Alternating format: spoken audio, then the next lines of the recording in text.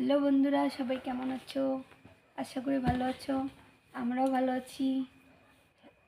আমরা দুজন ভালোবেসে বিয়ে করছি। ও হিন্দু, আমি মুসলিম। আমাদের বিয়ে হওয়ার 2 বছর হলো। আমাদের একটা মেয়ে আছে। আমরা অনেক সুখী হয়েছি। সবাই অনেক কিছু বলে যে ও হিন্দু, তুই মুসলিম বিয়ে করছিস, এটা ভালো না। আমরা এগুলো কিছু মনে করি না। অনেক ভিডিও বানাই দেখে অনেকজনে অনেক কিছু বলে, শ্বশুরবাড়ির থেকে অনেক গালি টালি দেয়, ধমকি দেয়। আমরা এইসব ভয় পাই না দেখেই আজকে বিয়ে করতে পারছি। আমাদের রিলেশন হওয়ার 3 বছর হয়ে গেল। 3 বছরে অনেক কিছু হয়ে গেছে, কোর্ট কাছারি হয়ে গেছে, থানা পুলিশ হয়ে গেছে, এমনকি জেলেও খাটা হয়ে গেছে। তবু হাত ছাড়ি নাই, যাকে ভালোবেসেছি তাকেই পেয়েছি। এরকম ভাগ্য আশা করি, মনে করো 100-র মধ্যে একজনই করতে পারে এরকম কাজ।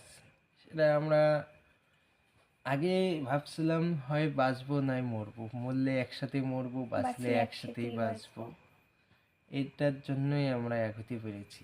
তো ছাড়ার জন্য অনেক কিছুই হয়েছে, অনেক বিচার সালিশ হয়ে গেছে, তবু আমরা ছাড়ি নাই। কেননা যখন একটি মেয়েকে ভালোবাসা যায়, তখন তার কথা ছাড়া কিছু ভালোই লাগে না। সারাটা দিন অনেক কষ্টে যায়, একদিন কথা না হলে, 1 ঘন্টা কথা না হলে। আমরা সবসময় কথা বলছি, অনেক চুপাচুপি হলেও, অন্য মোবাইল দিয়ে হলেও। আমাদের মোবাইলও নিয়ে নিয়েছিল বাড়ির থেকে, অন্যজনের মোবাইল দিয়ে ফোন করছিলাম। চুপি চুপি ফোন করার পর ওর তখন 18 হয় নাই।